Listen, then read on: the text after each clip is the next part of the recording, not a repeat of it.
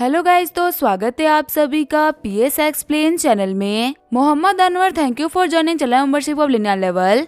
तो चलिए स्टार्ट करते हैं। लास्ट एपिसोड में हमने देखा था जैसे ही वेनक्यू होश में आती है, कियानी उसको बताती है कि उसके सेट के ऊपर रियलाइजेशन ने अटैक किया था और वो गोलीबारी के बीच में फंस गई थी। वो तो काफी अच्छी बात है कि सीईओ टोनी स्टार्क ने खुद आके तुम्हें बचा लिया, वरना तुम्हारे लिए काफी दिक्कत हो जाती। वेनक्यू पूछती है क्या मेरे को टोनी स्टार्क ने बचाया? कियानी बोलती है हाँ बिल्कुल, तुम्हें टोनी स्टार्क ने बचाया है। तुम्हें पता है तुम्हारी बॉडी के अंदर से उन्होंने पॉइजन को ना चूस के बाहर निकाला है। उनको पॉइजन बाहर निकालते हुए देख के हम लोगों को जैसी फील हो रही थी ना कि हमारा मन कर रहा था कि तुम्हारी जगह पे हम क्यों नहीं थे। ये जानने के बाद में कि टोनी ने वेनक्यू की जान बचाई है, उसकी अफेक्शन 10 पॉइंट से बढ़ जाती है। वेनक्यू बोल रही होती है अब जबकि मेरे को सीईओ टोनी स्टार्क ने बचाया है ना, तो मैं उनको एक गिफ्ट दूंगी। कियानी बोलती है क्या तुम उनको गिफ्ट के तौर पे खुद को ऑफर करने वाली हो क्या? तभी वेनक्यू शर्माते हुए बोल रही होती है नहीं नहीं, तुम्हारे थॉट्स तो बहुत ही वाइल्ड है। उन्होंने मेरी जान बचाई तो मैं उनको खुद को क्यों ऑफर करूंगी? मैं उनको गिफ्ट दूंगी थैंक यू के तौर पे और एक नॉर्मल गिफ्ट दूंगी। ऐसा कुछ भी नहीं करूंगी जैसा कि तुम सोच रही हो। कियानी बोल रही होती है वैसे क्या तुम्हें पता है जो हमारे सीईओ टोनी स्टार्क है ना, वो बहुत ही अमीर है। उनकी जो मंथली इनकम है ना, वो भी कुछ बिलियन या ट्रिलियंस में होगी। एक ऐसा इंसान जो कि बिलियंस में तो सुपर चैट करता है। आखिर इतने अमीर इंसान को तुम क्या ही गिफ्ट कर सकती हो? मेरे हिसाब से तो उनके पास में ना किसी भी चीज की कमी नहीं होगी। हालांकि फिर भी कुछ चीजें हैं जो कि हम उनको गिफ्ट कर सकते हैं। अगर तू अपने हाथ से कोई गिफ्ट उनके लिए बनाओ ना, तो साथ से उनको पसंद आ जाए, क्योंकि मेरे को नहीं लगता कि इसके अलावा ना उनको कोई खरीदा हुआ गिफ्ट पसंद आएगा। तुम्हें कुछ यूनिक सोचना होगा वेनक्यू, क्योंकि कल वैलेंटाइंस डे भी है और ऐसे में पक्का से हमारे बॉस टोनी स्टार्क को ना बहुत सारे गिफ्ट आने वाले हैं। ऐसे में तुम्हारे गिफ्ट के बराबरी में ना बहुत सारे कॉम्पिटिशन होंगे। वेनक्यू सोच रही होती है वैसे कियानी ना नॉर्मली बहुत ही बेवकूफी भरा काम करती है, लेकिन अभी ये बहुत ही समझदारी वाली बात कर रही है। पहले मैं सोचती कि डार्क वेब से कुछ पैसे मांग के टोनी स्टार्क को कार गिफ्ट कर दूं, लेकिन अगर मैं ध्यान से सोचूं तो बहुत ही बड़ी बेवकूफी होगी। टोनी स्टार्क एक ऐसा इंसान इसके पास में कौन से ब्रांड की या कौन से लिमिटेड एडिशन की कार नहीं होगी। ऐसा भी हो सकता है कि उसको गिफ्ट देने के चक्कर में हमारा डार्क वेब बिक जाए। ऐसे में एक हैंडमेड गिफ्ट ना बहुत ज्यादा अच्छा और सस्ता गिफ्ट है, क्योंकि कोई भी इसके बारे में नॉर्मली सोचेगा नहीं। मैंने देखा है उसके आसपास में जितनी भी लड़कियां है ना, वो बहुत ही रिच और बड़े बैकग्राउंड से बिलोंग करती है, तो वो हाथ से कुछ भी बनाने की मेहनत तो करेंगी नहीं, वो पक्का से कुछ ना कुछ महंगा खरीद के ही देंगी। ऐसे में मेरा हाथ से बना हुआ गिफ्ट हो सकता है कि टोनी स्टार्क को पसंद आ जाए और जो मैं उसे करीब जाने का सोच रही हूँ उसके अंदर पहला स्टेप रख दूँ। आगे हमें अगले दिन का सीन दिखाया जाता है। वेनक्यू नोटिस करती है टोनी को जो कि अकेला खड़ा होता है। वेनक्यू सोच रही होती है ये बिल्कुल परफेक्ट टाइम है गिफ्ट देने का। तभी जो वेनक्यू होती है वो टोनी को आवाज लगाती है। पीछे मुड़ते हुए टोनी सोच रहा होता है ये तो वो असेसिन है ना, जिसको मैंने कल ही बचाया था। आगे ये अब क्या करना चाहती है जो कि मेरे को बुला रही है और इसने अपने हाथों में कुछ तो पकड़ रखा है। कहीं ये मेरे को ट्रिक करके बॉम्ब फेंक के तो नहीं मारना चाहती ना? वैसे मैं इसको नहीं दिखा सकता कि मेरे को पता है कि ये एक असेसिन है। चलो देखते हैं कि आखिर ये करना क्या चाहती है। अगर कोई बॉम्ब भी हुआ तो भी क्या फर्क पड़ता है, इसका बॉम्ब मेरा क्या ही बिगाड़ेगा। तभी टोनी बोल रहा होता है हाँ मिस वेनक्यू बताइए क्या काम था, क्या आपको मुझसे कुछ चाहिए? शर्माते हुए वेनक्यू बोल रही होती है नहीं नहीं, मुझे आपसे कुछ चाहिए नहीं था, एक्चुअली मैं आपको कुछ देने के लिए आई हूँ। इससे पहले कि वेनक्यू कंप्लीट कर पाती कि वो टोनी के लिए गिफ्ट लेके आई है, वहाँ पे वुशुआंग आ जाती है। वुशुआंग बोल रही होती है टोनी तुम्हें तो याद नहीं होगा लेकिन आज वैलेंटाइंस डे है और इसी वजह से मैंने तुम्हारे लिए एक नई कार खरीदी है। तुम्हें याद है लास्ट टाइम तुम एक वीडियो देख रहे थे जिसके अंदर एक टकला बोल रहा था विच कलर योर बुगाटीज? तब तुमने तो उस वीडियो के ऊपर ध्यान नहीं दिया था, लेकिन मैंने देखा कि तुम्हारे कलेक्शंस में ना एक भी पुगाटी नहीं है। तुम्हारे पास में साई लिमिटेड एडिशन की कार है लेकिन उसके अंदर पुगाटी नहीं है। इसी वजह से मैं तुम्हारे लिए पुगाटी कंपनी की सबसे महंगी car special Tony Stark edition खरीद के लेके आई हूँ।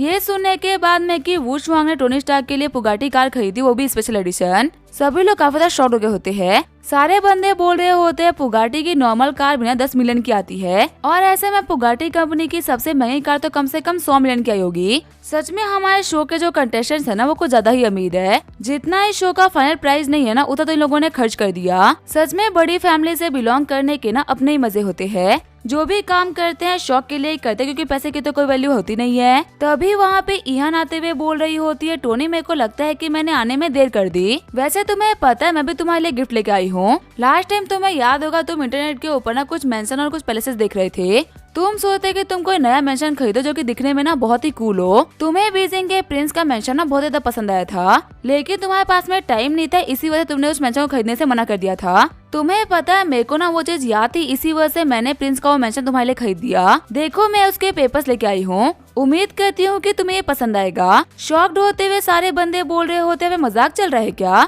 क्या ये भी कोई चीजें होती है गिफ्ट करने लायक? कोई यहाँ पे बुगाटी कंपनी की सबसे महंगी कार गिफ्ट कर रहा है और कोई तो मैं मेंशन नहीं गिफ्ट कर दे रहा है, वही प्रिंस का मेंशन। पक्का है जो प्रिंस का मेंशन होगा ना उसकी कीमत कुछ बिलियंस में होगी। और हमारे शो के कंटेस्टेंट ने शो के बॉस को मेंशन गिफ्ट कर दिया, उसके बावजूद भी टोनी स्टार्क का रिएक्शन ऐसा जैसे कि वो तो कुछ भी नहीं। अब जाके हम लोग को समझ में आ रहा है कि वो नॉर्मल लड़कियों को भाव क्यों नहीं देता। जिसके आसपास में ऐसी लड़कियां भटक रही हो ना, वो नॉर्मल लड़कियों को क्या ही भाव देगा। ईहान और वुशवांग बोल रहे होते, टोनी का तुम्हें हमारा गिफ्ट पसंद आया? टोनी बोल रहा होता हाँ ये काफी अच्छा है। फिर वो पीछे मुड़ते हुए बोल रहा होता मिस वेन को माफ करेगा, मैं थोड़ा सा बिजी हो गया था। वैसे आप कुछ बोल रही थी, आप अपनी बात को कंप्लीट नहीं कर पाई, बताइए ना आप क्या कह रही थी। वही वैन क्यों सोच रही होती है, ऑलरेडी मेरे को गिफ्ट देने में ना इतनी हेजिटेशन हो रही थी। मैं कब से यही सोच रही थी कि इसको मेरा गिफ्ट पसंद आएगा कि नहीं आएगा, और ऐसे में इन लड़कियों ने आके अभी टोनी को ये गिफ्ट दे दिया। सभी की नजर मेरे ऊपर ही है। आखिर मैं कैसे टोनी को ये नॉर्मल सा हैंडमेड गिफ्ट दे दूं? पर अगर देखा तो मैं इन लोगों की बराबरी कर भी तो नहीं सकती। ऑलरेडी हमारे डार्क वेब के लगे हुए हैं। नॉर्मली एजेंट्स को पे करना भी उन लोगों के लिए काफी ज्यादा मुश्किल हो गया है। ऐसे में इतने महंगे गिफ्ट के लिए तो कभी भी पे नहीं कर पाते। पर चलो जो भी कुछ है, मेरे को अभी ये गिफ्ट इनको देना होगा। और अब मैं सुनने के लिए तैयार भी हूँ, क्योंकि मेरे को पता है कि मेरी बेइज्जती होने वाली है। हर दूसरे मानवा में जो लड़के से गिफ्ट देते हैं ना, तो उनकी बेइज्जती होती है। और अब पहली बार होगा जब किसी लड़की के सस्ते गिफ्ट देने की वजह से ना उसकी बेइज्जती होगी। फिर वैन क्यों बोल रही होती है सीईओ स्टार्क, आपने कल मेरी जान बचाई थी, उसके लिए मैं आपको थैंक यू नहीं बोल पाई थी। इसी वजह से मैं अपने हाथों से बना के आपके लिए एक स्कार्फ लाई हूँ, ताकि मैं आपको एक थैंक यू बोल सकूं। मेरे को पता है कि मेरा ये गिफ्ट ना बहुत ही चीप है, लेकिन मैं उम्मीद करती हूँ कि आपको ये पसंद आएगा। वैन क्यों सोच रही होती है मेरे पास में कोई भी ऑप्शन नहीं था, इसी वजह से मैंने ये काम कर दिया। मिशन के लिए मैंने बहुत सारे सेक्रीफाइस दिए होंगे, लेकिन आज मैं पहली बार अपने रिस्पेक्ट का सेक्रीफाइस दे रही हूँ। इससे ज्यादा एम्बैरेसिंग मोमेंट मेरी जिंदगी में ना आज तक कभी भी नहीं आया। तभी टोनी उस गिफ्ट को देखते हुए बोल रहा होता है, तो तुमने अपने हाथों से मेरे लिए स्कार्फ बनाया है। उसके आगे टोनी वहाँ पे कुछ भी नहीं बोलता और 2 मिनट के लिए चुप हो जाता है। वैन क्यों सोच रही होती है आंखें एकदम से शांत कैसे हो गया। लगता है कि ये मेरे को ताने मारने के बारे में सोच रहा है। ये तो होना ही था, ये सस्ते गिफ्ट के लिए ना मेरे को सभी के सामने मॉक करेगा और मेरी बेइज्जती भी करेगा। एक असिस्टेंट होने के बावजूद आखिर मैं इतनी बड़ी गलती कैसे कर सकती हूँ। मेरे को वक्त रहते ऑर्गेनाइजेशन से पैसे मांग लेने चाहिए थे। वो कियानी एक बहुत ही बड़ी बेवकूफ है और मैं एक बेवकूफ की बातों में आ गई। अब गॉड सिर्फ आप ही हो जो कि मेरे को बता सकते हो। तब जो टोनी होता है वो स्कार्फ को पहन लेता है। टोनी बोल रहा होता है मिस वैन को आपको शुक्रिया मेरे को ये गिफ्ट देने के लिए। आप इस गिफ्ट को भले ही चीप बोल रही हो, लेकिन ये गिफ्ट ना मेरे लिए बिल्कुल प्राइसलेस है और सच में मेरे को ये बहुत ही पसंद आया। मुझे नहीं लगा था कि हमारी मिस वैन क्यों इतनी जनरस होगी। ये बोलते हुए टोनी वुशवांग और ईहान के साथ में जाने लगता है। टोनी बोल रहा होता है ठीक है मिस वैन क्यू, मैं चलता हूँ, आगे शो में मिलेंगे। उम्मीद करता हूँ कि आप शो में भी काफी अच्छा करेंगी। वैन क्यू सोच रही होती है मैंने जो भी कुछ सोचा था ना उसका बिल्कुल ही उल्टा हो गया। नॉर्मली जो अमीर इंसान होता है ना वो इतना एरोगेंस लगता है जैसे कि अपना पैसा कमा के हम ही लोगों को दे रहे हो, लेकिन ये बंदा तो बिल्कुल वैसा नहीं है। एक तरफ इस बंदे को बिलियंस के गिफ्ट मिले जिसके ऊपर इसने कुछ रिस्पॉन्स ही नहीं करा, और मेरे हाथों से बनाए हुए गिफ्ट के लिए इसने मुझे इतने प्यारा शुक्रिया बोला। भले ही ये मेरा टारगेट है, लेकिन मेरे को एक बात तो माननी पड़ेगी, ये बंदा ना बिल्कुल ही बुरा इंसान तो नहीं। यहाँ तक कि इतने अच्छे लोग तो आज की दुनिया में होना मुश्किल। तभी वैन को खुद को संभालते हुए बोल रही होती है नहीं नहीं, आखिर मैं क्या कर रही हूँ। ये पहली बार है जबकि मैं अपने टारगेट के बारे में ना अच्छा सोच रही हूँ। मैं अपने रास्ते से भटक नहीं सकती। मेरे को याद रखना है कि इस बंदे को मुझे अपने हाथों से मारना है। अगर मेरे को अपने टारगेट के साथ में सिंपैथी होगी तो मैं उसको कभी भी नहीं मार पाऊंगी। मैं कोई वैन क्यू नहीं हूँ, मैं डूम्सडे रीइंकार्नेशन हूँ। आज तक सबसे खतरनाक असिस्टेंट जिसको लोग डेविल बोलते हैं। अपने टारगेट को लेके सिंपैथी फील करना मेरे से असिस्टेंट नहीं कर सकते। गिफ्ट देना मेरे प्लान का एक हिस्सा था और मेरा ये प्लान कामयाब हो चुका है। साथ ही मेरे को ये भी दिख रहा है कि मेरे आगे आने वाले प्लान्स में ना कौन दिक्कतें बन सकता है। सबसे बड़ी दिक्कत मेरे को हाल फिलहाल में जो दिख रही है वो है 2 लड़कियां ईहान और वुशवांग। जब तक ये लोग टोनी स्टार्क के क्लोज है ना, मैं उसे क्लोज नहीं जा सकती, क्योंकि ये लोग तो हमेशा उसे चिपकी रहती है। अगर अभी भी ये लोग उसके आसपास में नहीं होती ना, तो शायद से टोनी में से थोड़ी और बातें करता और मेरे को उसे क्लोज आने का थोड़ा और बेहतर मौका मिल सकता था। लेकिन अब ये लड़कियां मेरी दिक्कतें खड़ी कर रही है। मैं ट्राई करूँ कि इन लोगों को साइड कर दो, कोई भी दिक्कत ना आए, लेकिन अगर फिर भी लोग दिक्कतें खड़ी करती रही ना, तो वक्त आने पे मैं इन लोगों को मारने से ही पीछे नहीं हटूंगी। वही सीन चेंज होता है, मैं कुलुन माउंटेन का सीन दिखाया जाता है। हम देखते हैं डिवाइन डॉक्टर बाइचेन को, जो कि कुलुन माउंटेन आ गया होता है।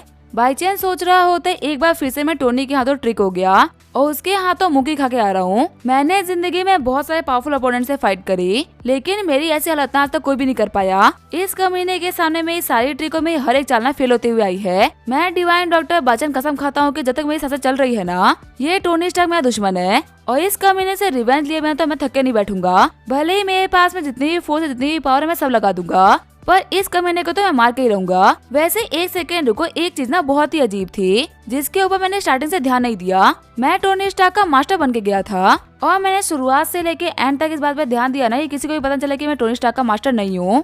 मेरी डिस्गाइज की टेक्निक पे ना मेरे को खुद से ज्यादा भरोसा है। जिस लेवल में मेरी डिस्गाइज टेक्निक मास्टर है मेरे को कोई भी नहीं पकड़ सकता। तो फिर आके ऐसे में टोनी स्टार्क ने अपने मास्टर के ऊपर अटैक क्यों करवाया? अगर वहाँ पे मेरे को मारने के लिए टोनी स्टार्क ने उन असैसिन को खड़ा करवाया था तो वो लोग मेरे को मारते ना, आखिर उसके मास्टर क्यों मार रहे थे? हो ना हो यहाँ पे दाल में कुछ तो काला है। हो सकता है कि मैं सारी जगह जिम्मेदार ना टोनी को ठहरा रहा हूँ, लेकिन वो जिम्मेदार हो ही ना। कहीं ऐसा तो नहीं कि मेरे ऊपर अटैक करवाने वाले टोनी के कोई दुश्मन थे और टोनी के दुश्मनों के हिसाब से अगर टोनी को मारना है तो पहले उसके मास्टर को मारना होगा। और उसी टाइम पे बीजिंग के अंदर मेरी एंट्री हो गई जहाँ पे असैसिन मेरे को मारने के लिए मिलकर तैयारी करने लग गए। अब चीजें बिल्कुल सेंस बना रही है। मेरे ऊपर अटैक करवाने वाले टोनी नहीं बल्कि उसके दुश्मन थे। उन लोगों को लगा कि मैं टोनी का मास्टर हूँ, इसी वजह से उन लोगों ने मेरे ऊपर अटैक करवाया। इसका मतलब जो अटैक उस कमीने के ऊपर होने वाला था मैंने वो सारे अटैक अपने ऊपर ले लिए। बिल्कुल मेरे डिसाइपल शिवन की तरह मैंने उसके हिस्से की आई हुई मौत को अपने ऊपर लिया। मैंने वीडियो में देखा था शिवन ने डिस्गाइज टेक्निक का यूज करते हुए टोनी स्टार्क का चेहरा लिया था और जैसे वो मेन होल में गया अटैक करने के लिए सारे असैसिन ने मिलकर उसके ऊपर अटैक कर दिया। उन लोगों को लगा कि वो टोनी स्टार्क है और इस चक्कर में शिवन मारा गया। मेरे को लग रहा है कि जिन लोगों ने उस टाइम पे गलती से शिवन को मारा था ना, उन्हीं लोगों ने मेरे ऊपर भी अटैक करा। हाँ, मास्टर डिसाइपल के साथ में अभी तक सेम ही काम होता हुआ आ रहा है। और हाँ, एक और चीज नोटिस करने वाली है, टोनी स्टार्क क्लेम करता है कि ईस्टर्न से उसका मास्टर है, लेकिन कभी भी ये मास्टर डिसाइपल की जोड़ी साथ में तो नहीं दिखी। जब टोनी के लिए फाइट करने के लिए ईस्टर्न से जाया भी था तभी टोनी उसके साथ नहीं था। कहीं इसका मतलब ये तो नहीं कि ईस्टर्न से जो टोनी स्टार्क दोनों एक ही इंसान हो और वो यहाँ पे हम लोग को बहुत ही तरीके से बेवकूफ बना रहे हो। वैसे अब इन सारी चीजों के बारे में सोचने का ना टाइम नहीं। मैं अपने मेडिसिन किंग वैली वापस आ गया हूँ और अब वक्त आ चुका है अपने रीइंफोर्समेंट को तैयार करने का। एक टाइम पे एक लीडर ने बोला था कि आप कितने ही स्ट्रॉन्ग क्यों ना बन जाओ, लेकिन आप अकेले कुछ भी नहीं कर सकते। अगर आपको बड़ी जंगें जीतनी है तो आपको साथियों की जरूरत पड़ेगी और उन्हीं साथियों को लेने के लिए मैं वापस आया हूँ। वापस आने के बाद मैं दिखाऊंगा कि आखिर मैं कौन हूँ। फिर वो चलते चलते मेडिसिन हॉल के पास में आ गया होता है। वही हम देखते हैं एक लड़की को जो कि मेडिसिन हब को पानी डाल रही होती है। शॉक्ड होते वो लड़की बोल रही होती है, अंकल भाईजान आपके साथ में क्या हुआ? भाईजान बोल रहा होता है, मेरी बच्ची ये बहुत ही लंबी कहानी है। तुम्हारे जो सीने बदे थे ना शियोन, उनको बाहर के लोगों ने मार डाला और जब मैं उस चीज के बारे में इन्वेस्टिगेट करने के लिए गया तो तुम देख सकते हो कि मेरे साथ में उन लोगों ने क्या किया। मेरे ऊपर बहुत सारे हमले हुए और पिछले कुछ दिन मेरे लिए बिल्कुल भी अच्छे नहीं थे। वो लड़की बोल रही होती है, बाहर के लोगों की इतनी हिम्मत कि वो ये सब कुछ करे। हमारे सामने वो लोग ना चूहे से बढ़ के कुछ भी नहीं, लेकिन ऐसे में वो लोग आपके ऊपर अटैक करेंगे। उन बाहर के लोगों को सबक सिखाना बहुत ही इम्पोर्टेंट हो चुका है। अंकल बचना बिल्कुल भी टेंशन मत लो, पहले चलो चल के रेस्ट कर लो। बाहर के लोगों ने जो भी कुछ आपके साथ में किया है ना, मैं उसके बारे में जाके पेट्रिया को बताऊंगी। उन लोगों को क्या लगता है, क्या वो लोग हमारे मेडिसिन किंग वैली को ऐसे बुली करके निकल जाएंगे? जब पेट्रिया को इन चीजों के बारे में पता चलेगा ना तो वो पक्का से अपने साइक्लोजन से बाहर आएंगे और फिर देखते हो कि आखिर वो बाहर के लोग कैसे एरोगेंट बनते हैं। बाई चांस सोच रहा होता है टोनी स्टार्क तू तो गया, अब इसे फर्क नहीं पड़ता कि तू ईस्टर्न से है कि नहीं। हमारे पेट्रिया के बाहर आने के बाद में तू और तेरा मास्टर ना उनके सामने कुछ भी नहीं। मैं गारंटी कर सकता हूँ कि जब वो तेरे को मारने के लिए आएंगे ना तब तेरे पास में छुपने के लिए जगह भी नहीं होगी। तुम्हारी किस्मत आज के दिन लिखी जा चुकी है और तुम्हारी किस्मत में क्लियरली लिखा गया है कि तुम बिना मर्सी के मरोगे। सीन चेंज होता है, फिल्म सिटी का सीन दिखाया जाता है। हम देखते जो शूटिंग का सामान होता है उसको पैक किया जा रहा होता है और ट्रक में लोड करके ट्रांसपोर्ट किया जा रहा होता है। एक बंदा बोल रहा होता है, सभी लोग अपने अपने हाथ को जल्दी चलाओ, पैकअप करने के लिए और जाने के लिए हमारे पास में ज्यादा टाइम नहीं है। हमारे पास में सिर्फ और सिर्फ आज का दिन है, जल्दी करो, हम लोगों को कल तक तियानो नहीं पहुंचना है। वही वैन क्यों बोल रही होती है, सिस्टर क्या ना क्या हो रहा है? कल तक तो यहाँ पे शूटिंग चल रही थी ना, क्या हमारा ड्रामा यहाँ पे आगे शूट नहीं होगा? इतनी जल्दबाजी में पैकअप क्यों किया जा रहा है और आखिर हम लोग कहाँ जा रहे हैं? क्या नहीं बोल रही होती है, सिस्टर क्यों आप बेहोश थी इसी वजह से आपको नहीं पता? आपको पता है हम लोग सीओ टोनी स्टार्क के होम टाउन जा रहे हैं जो कि है हानचंग टाउन। इनका टाउन ना तियानवन सिटी में आता है जहाँ पे इनकी खुद की फिल्म सिटी है और रिसेंटली के जितने भी प्रोजेक्ट्स है ना वो वहीं पे शूट हुए हैं। आगे के जो हमारे ड्रामा है ना हम वहीं पे शूट करेंगे। वैन क्यों बोल रही होती है, लेकिन आखिर लोकेशन को इतना सडनली क्यों चेंज किया जा रहा है? इतने बड़े सेट की सारी जगह को लेके जाना तो सिर्फ और सिर्फ टाइम वेस्ट है ना, और ऊपर से हम लोग को बीजिंग छोड़ के तियानवन जाना पड़ेगा। चिढ़ते हुए कियानी बोल रही होती है, इस चीज का गुस्सा तो मेरे को भी है। बीजिंग के अंदर हम लोग शूट भी कर पा रहे थे और मजे भी कर पा रहे थे, लेकिन लास्ट टाइम जो असैसिनेशन अटैक हुआ था ना उसकी वजह से सभी लोग काफी डरे हुए थे और सीईओ टोनी स्टार्क ने कहा कि जहाँ पर एक बार अटैक हो गया वहाँ पे आगे शूट करना बिल्कुल भी सेफ नहीं। वो अपने खुद के टाउन के अंदर सेफ्टी की गारंटी कर सकते हैं, पर बीजिंग में सभी को सेफ करना ना उनके लिए बहुत ही मुश्किल है। इसी वजह से हम लोग को तियानवन जाना होगा। मेरे को तो असैसिन बनना बहुत ही गुस्सा आ रहा है, उन लोगों की वजह से सब कुछ खराब हो गया। वैनक्यू बोल रही होती है, हाँ बिल्कुल आप सही बोल रही हो। साथ ही वैनक्यू सोच रही होती है अब तो चीजें और भी कॉम्प्लिकेटेड होने वाली है। अपनी टीम को ऑलरेडी यहाँ पे बुलाने में काफी सारी दिक्कतें आई थी और अभी तो मेरे एजेंट यहाँ पे सही तरीके से सेट भी नहीं हुए थे और हम लोग को वापस जाना पड़ रहा है। बीजिंग में तो फिर भी हमारे कुछ कॉन्टेक्ट थे, लेकिन हानचेंग में तो हमारे बिल्कुल भी कॉन्टेक्ट नहीं। मेरे को कैसे भी करके हेडक्वार्टर को रिपोर्ट करना होगा और बैकअप्स की डिमांड करनी होगी। अब इसके क्या होगा हम देंगे नेक्स्ट एपिसोड में। तब तक के लिए वीडियो देखने के लिए थैंक यू।